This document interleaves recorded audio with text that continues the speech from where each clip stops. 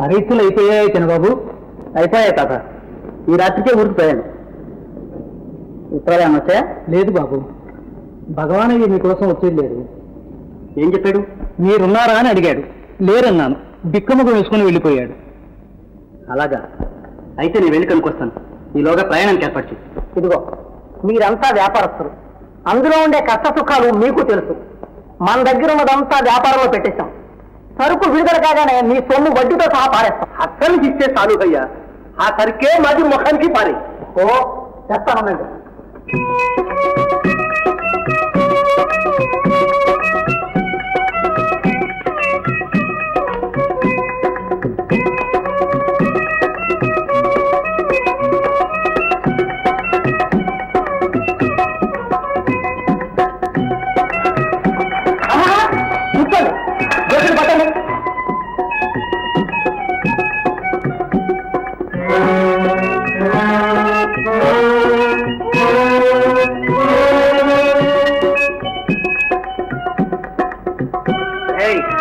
ఆఖరికి మా నోట్లో మట్టి కొడతావు.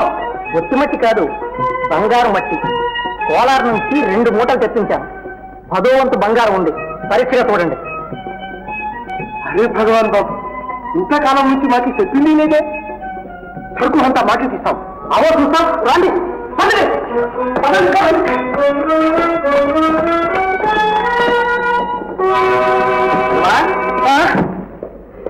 ఏంద్రా, ఈ సంవత్సరం కూడా పరీక్షలకు నామాలు పెట్టావు? బయటికి పోయి మాట్లాడుకున్నాను రా భాయ్. ఏమిటా కల? దెయ్యాలు భాయ్, దెయ్యాలు. పట్టి బంద్ నుంచా కలిసి చూద్దాం. బుద్ధి భాయ్, తీస్తే పైన పడి పీపు తింటాయి. నేను ఉన్నానుగా, పర్వాలేదు.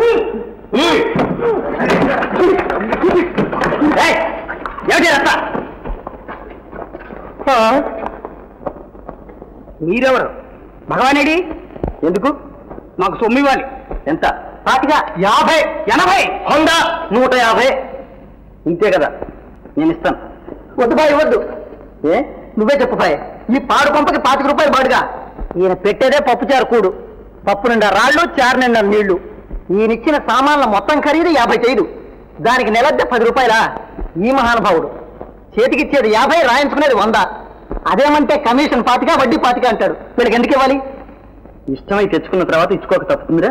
అది రైటే, కానీ ఇలాంటి వాళ్ళ దగ్గర పుచ్చుకోవాల్సిందే కానీ ఇచ్చుకోకూడదు. సంతోషించాం కానీ నోరు మూసాం.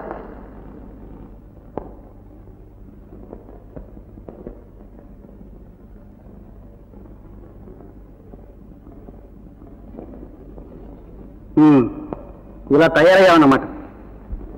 నీతో మాట్లాడాలి. ఇంటికెళ్ళినారా?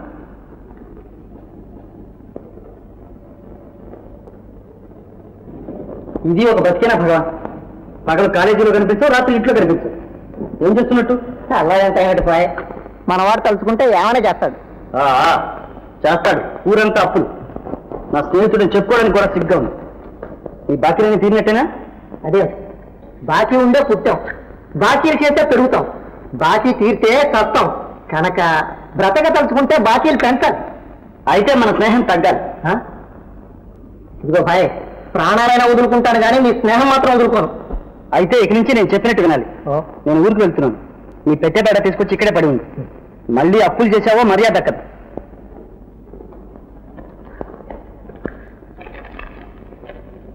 ఉంచుకో. నువ్వు ఊరి నుంచి వచ్చేదాకానా? చాలా? నువ్వు చాలంటే చాలు.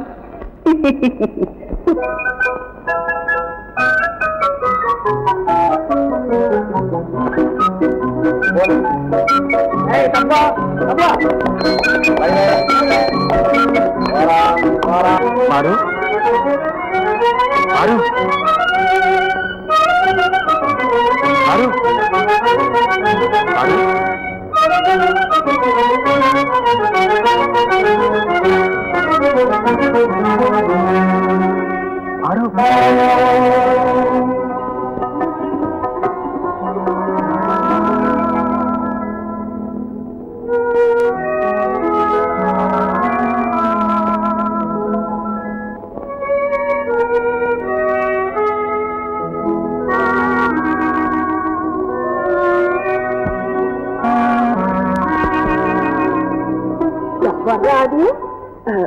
నేనేవా దేవదాసు. నువ్వా నాయనా? ఎంత మారిపోయా? కులాసాగా ఉన్నావా? ఎవరు? దేవదాసా? అక్కడి నుంచి ఇప్పుడు వచ్చావు నాయనా? ఇప్పుడే వస్తున్నానక్క. ఏం పారు, అయినా వాళ్ళ ఇంటికి వస్తే నిలబెట్టి మాట్లాడతారా? ఇప్పుడే ఇంత సిగ్గైతే రేపు ఎలాగే సంసారం చేసేది? అట్లా తీసుకురా.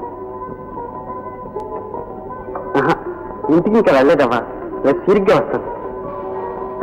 ప్రసాదం తీసుకెళ్ళు నాయన.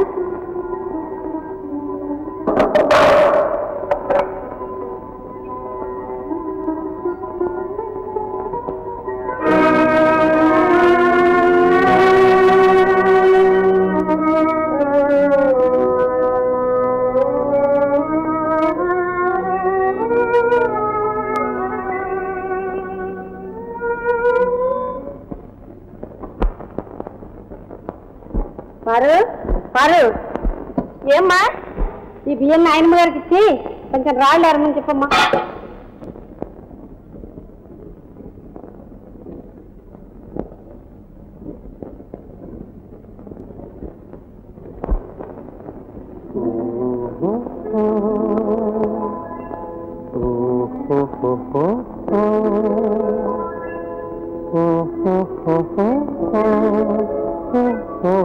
అయ్యో అదే పరచానే తల్లి, నాకు తల్లి రాళ్ళు పోస్తానని.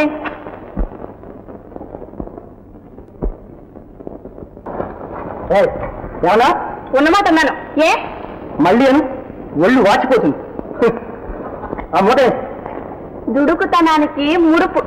ఓహో, చిన్నతనం పోయినా చిలిపితనం పోలేదు. ఓ అబ్బా, నువ్వు కాక మా పెద్దదైన అయ్యాలి. అడగనిస్తే అలా చేయనుక. తెలివే ఏమిటి చెప్పు. చెప్పనా? చెప్పేస్తున్నా. పళ్ళు, కారపట్టుకులు. అవైతే మంచి తెమ్మంటావుగా. అబ్బా అదేమిటో నువ్వే చెబుతూ. అయితే కళ్ళు మూసుకో. గట్టిగా.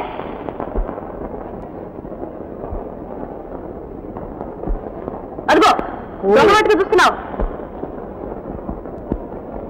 అబ్బా ఎంతసేపు దాగుడు మూతలు. కళ్ళు మూసుకో, నోరు తెరు.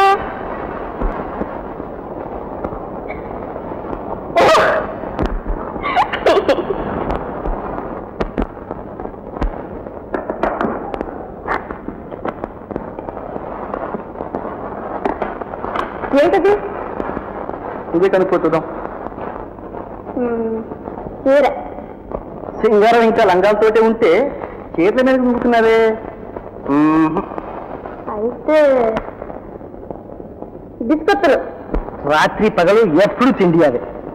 బిస్కత్తులు కావు, అగరత్తులు కావు, ఏ ఒత్తులు కావు. చెప్పు.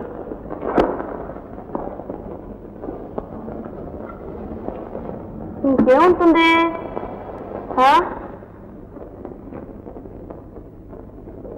కావాలి పెట్టి నన్ను ఉడికించాలి. నేను ఉడికించడానికి ఇంత కావాలా పారు? ఇదంతా నిన్ను ముడిపించడానికి. చూడు, కంటికి ఇంపైన వస్తుంది. నీకోసం వెతికి వెతికి తెచ్చాను. దీన్ని తలతళా బిలమిలా చూశావంటే కళ్ళు జిగాలు మానాల్సిందే. మరపురాని బహుమానం. రవ్వలాంటి కన్యకు రత్నాల కంట.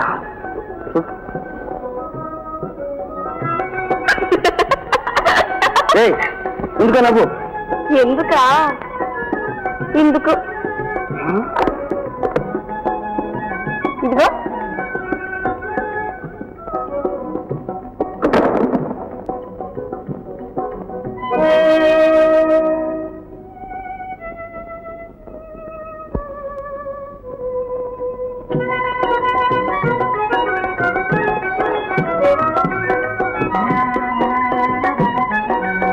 ఈ భారం నీకు ఇంకా నేను తెచ్చింది పాటు.